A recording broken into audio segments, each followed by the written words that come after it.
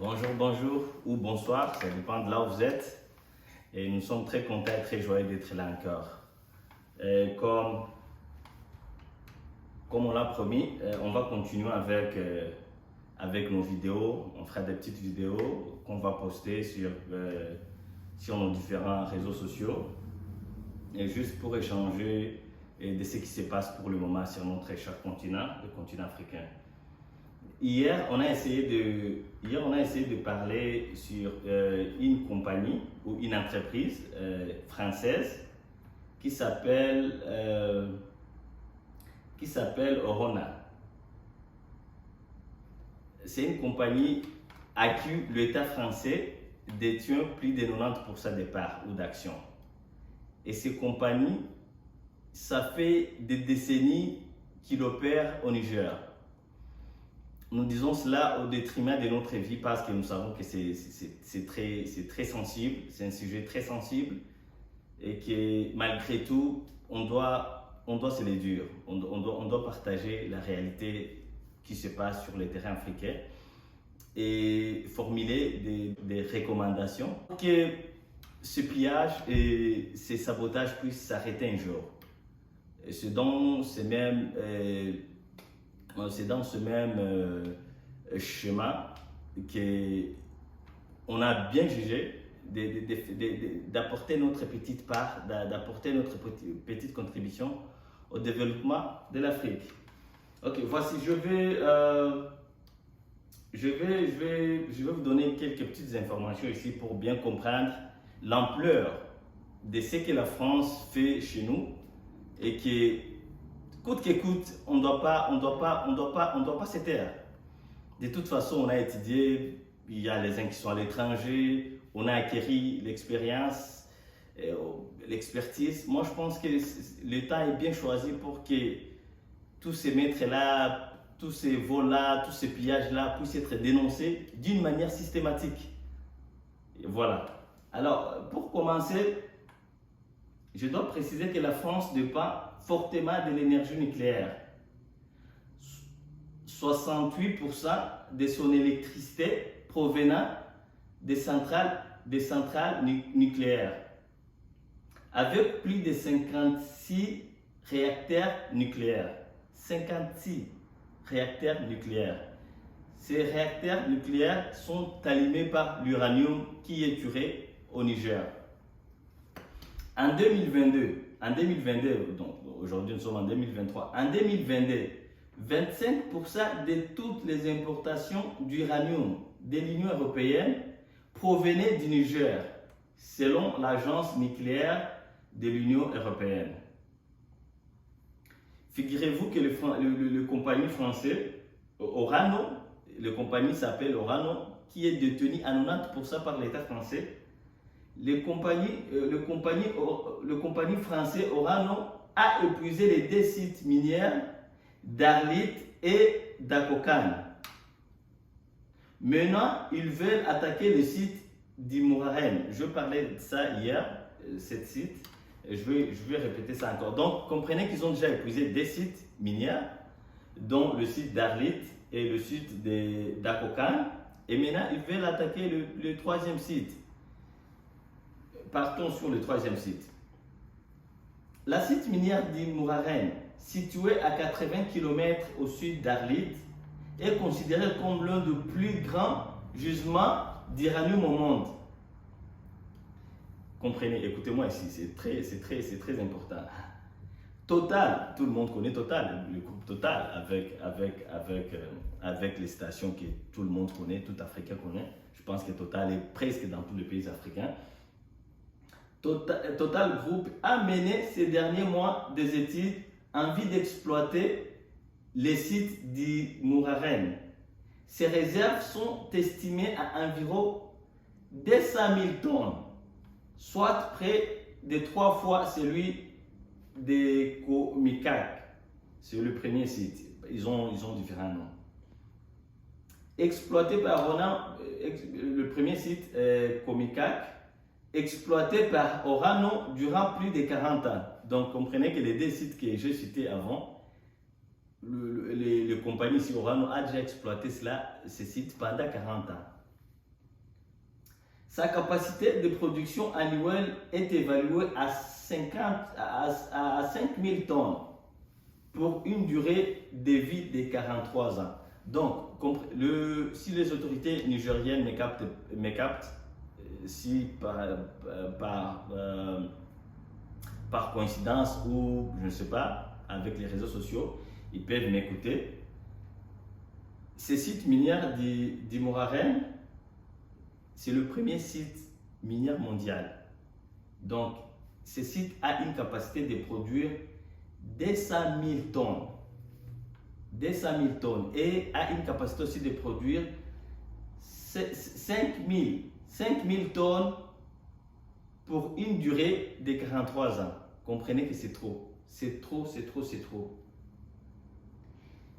Ah bon, ici on continue. Il sera mis à l'exploitation dès que les conditions du marché le permettront. Indique le groupe Total. Comprenez que donc c'est Total est déjà prêt et ils ont déjà fait les études. Donc un temps, ils peuvent déjà commencer les opérations. Yeah. Très important ici. Écoutez ces sites.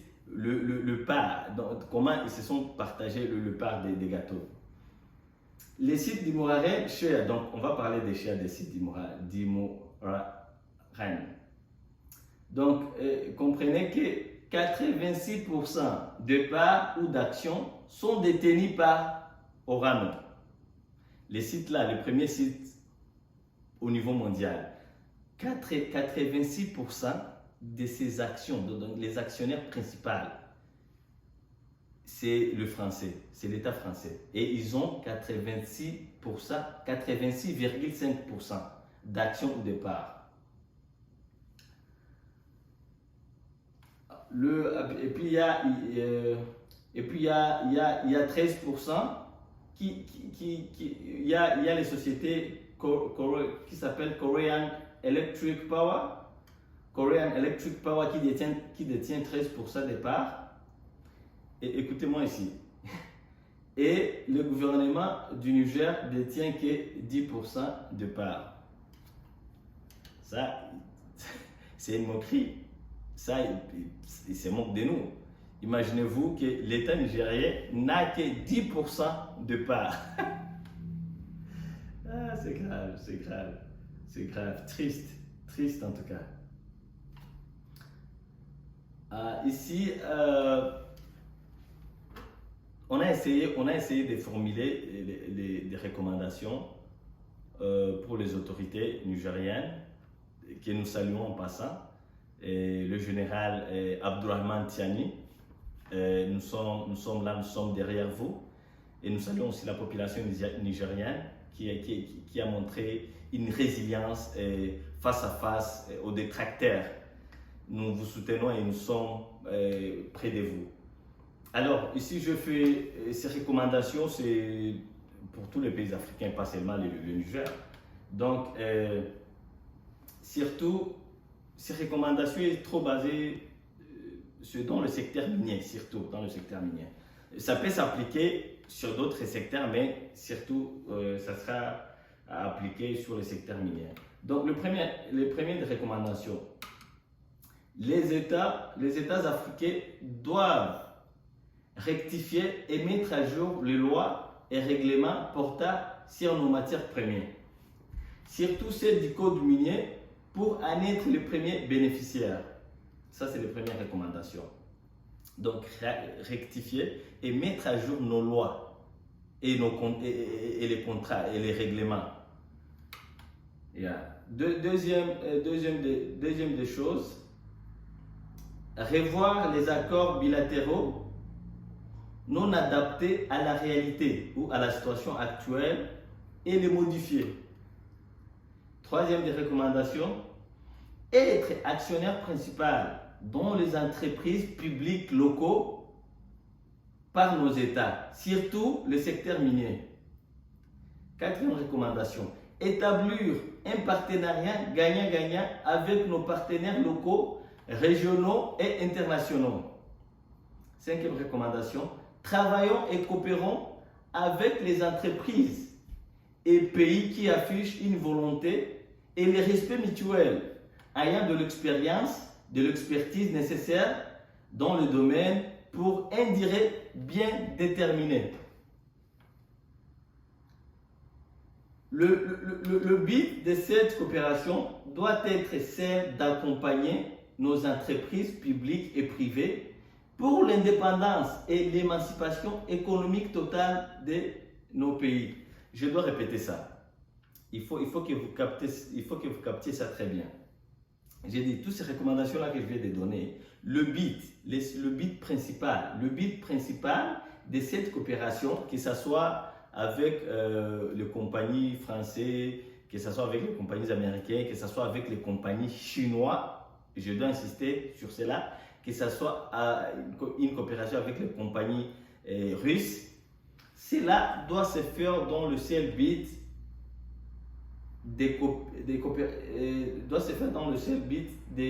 d'être, donc ces compagnies-là, d'accompagner nos entreprises. Il faut que l'État puisse mettre à jour les compagnies locaux, que les compagnies internationales vont accompagner,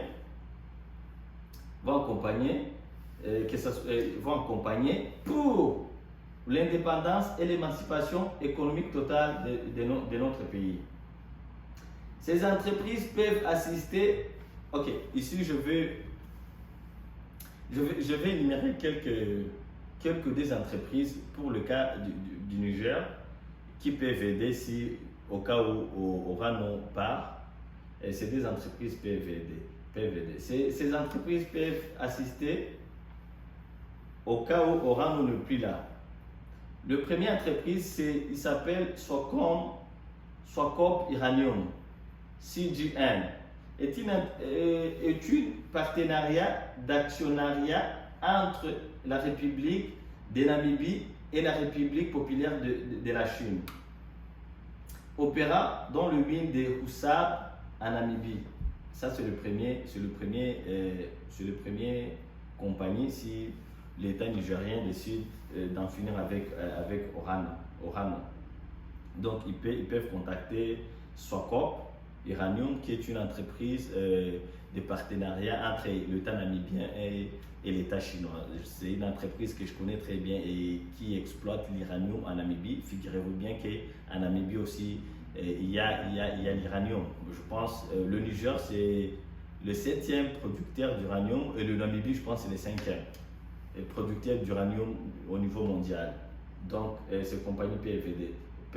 Le deuxième compagnie s'appelle le groupe d'Uranium One, appartenant aux filiales de la société nucléaire publique russe basée à Moscou. Ça, c'est une autre entreprise. Et pourquoi, vous pouvez vous demander pourquoi est-ce que je veux que Orano, qui est une compagnie française, soit remplacée par une compagnie des Chinois et de Russes. C'est pas parce que je suis penché côté russe ou chinois trop que français, mais c'est parce que selon l'histoire et ce qui se passe pour le moment, ces deux pays quand même ont affiché du respect envers notre cher continent ou envers nos pays. Je ne dirais pas que c'est du respect total, mais quand même, ils essayent. Ce n'est pas comme Orano qui prend sans contrepartie. Et cela, ça fait des siècles. Donc, ces deux compagnies peuvent aider. Africa Twag est prêt à faciliter pour cette nouvelle partenariat. Nous, en tant qu'entreprise de consultance en investissement, nous sommes là pour aider. On peut participer, on peut aider dans ces transferts-là. Vive l'Afrique, vive l'émancipation économique, vive la patrie. Merci beaucoup.